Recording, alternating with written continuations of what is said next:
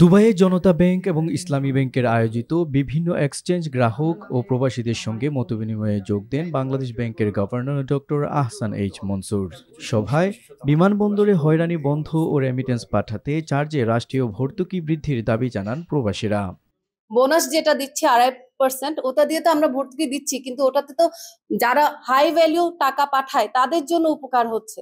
যারা 1000 টাকা, যে স্যার যেটা বললো যে 1000 দিরহাম যারা পাঠায় তাদের উপকার তেমনটা হচ্ছে না।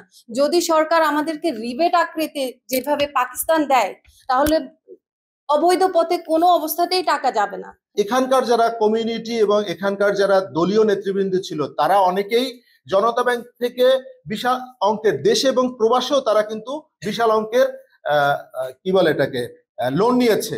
সেই ক্ষেত্রে বর্তমানে তাদের উপরে কোন রকমের আপনারা কি অ্যাকশন নিচ্ছেন কিনা? আর একটা জিনিস, অবশ্যই ঋণ দিবেন এবং ঋণ গ্রহণ করবেন, কিন্তু যারা ঋণ খেলাফি রয়েছে তাদের কাছ থেকে, বিশেষ করে সংযুক্ত আমিরাত যদি থেকে থাকেন, অবশ্যই এটা প্রকাশ করা হোক, যাতে আমরা সামাজিকভাবে বুঝতে পারি এরা ঋণ, তাদেরকে অনেকেই দেখা গিয়েছে তাদের ঋণের হয়তো যোগ্য ছিল না, কিন্তু সরকার বিভিন্ন সময় বিভিন্ন প্রেসার থেকে হয়তো তারা ঋণ দেওয়া হয়েছে এবং ঋণ নিয়েছে, ঋণ নিয়ে আজকে ঋণ খেলাপিতে পরিণত হয়েছে। তাদেরকে আমরা জানতে চাই কারা এই ঋণ নিয়েছে এবং ঋণ খেলাপি অবস্থায় রয়েছে।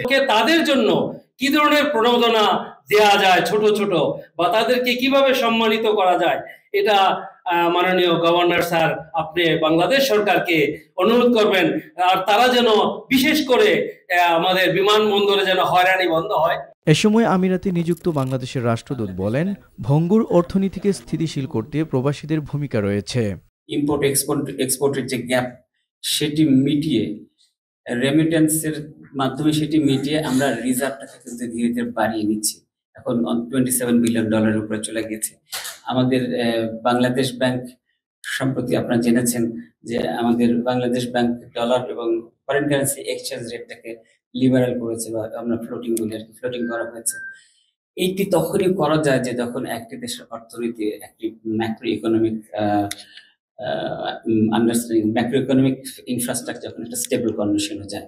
সভায় দুবাইয়ের কনসাল জেনারেল বলেন, প্রবাসীদের রেমিটেন্স পাঠানোর ক্ষেত্রে চার্জ মওকুফ করলে আরো গতি আসবে, বা তারা যে পরিমাণ টাকা পাঠাচ্ছে সেই টাকা পাঠানোর কনটেক্সটে কিন্তু সেই অ্যামাউন্টটা কোয়াইট হাই। তো আমার মনে হয় এখানে স্যার, আমি অনেক এক্সচেঞ্জ হাউসের প্রতিনিধিবৃন্দ আজকে এখানে উপস্থিত আছেন, তাদেরকে আমি একটা অনুরোধ রাখতে চাই, আপনারা যতটা সম্ভব এই কস্ট অফ সেন্ডিং রেমিটেন্স, এটাকে যতটা, যেটাকে আমরা ফি বলি, এই ফিটাকে যতটা সম্ভব কমানো যায়। এ বিষয়ে গভর্নর বলেন, প্রবাসীদের স্বার্থ সংশ্লিষ্ট বিষয়ে যা যা করার তাই করবেন তারা। আপনারাও সহযোগিতা করতে পারেন। আপনারা বলতে পারেন যে মিস্টার এক্স এর সম্পত্তি দুবাইয়ে কোথায় কোথায় আছে, আপনারা হয়তো জানেন কেউ কেউ, আপনারা তো শনাক্ত করতে পারেন, হাই কমিশনের থ্রুতে আমাদেরকে জানাতে পারেন। সহায়তা করলে আমাদের কাজে লাগবে, কথা বলে তো লাভ নাই, কাজের মাধ্যমে সহায়তা করুন। পাচার হওয়া অর্থ ফেরত প্রসঙ্গে গভর্নর বলেন, সঠিক আইনি পথে এগোচ্ছেন তারা। বিশ্বের 50টি সহ দুবাইয়ের 25টি ল ফার্মের সঙ্গে কথা হয়েছে তার। তাছাড়া যুক্তরাষ্ট্র, সিঙ্গাপুর, মালয়েশিয়া ও আমিরাত সরকারের সাথে আলাপ করে সহযোগিতা পাওয়ার কথা জানান গভর্নর। এবং আন্তর্জাতিকভাবে আমরা জানি যে এটা প্রক্রিয়াটা যদি সফল হয় পুরোপুরিভাবে, তাও 4-5 বছর লাগে। জনমত সৃষ্টি করতে হবে যাতে পরবর্তী সরকার যেন এখান থেকে সরে না আসে। আমাদের দিক থেকে যারাই দেশের বাইরে আছেন তাদের সম্পদকে আমরা ট্রেস করার চেষ্টা করছি। ইউএই যে ফাইন্যান্সিয়াল ইন্টেলিজেন্স ইউনিট আছে তাদের সাথে আমরা সহযোগিতা চাচ্ছি, তারা সহযোগিতা করবে।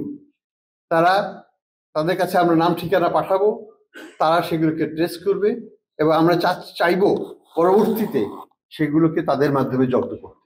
বেআইনিভাবে চলে কোনো লাভ নেই, ধৈর্যও ধরতে হবে, কারণ ওই দেশের আইন, প্রত্যেকটা দেশের আইন ভিন্ন, সেই ভিন্ন আইনেই এটাকে প্রক্রিয়াগত করতে হবে।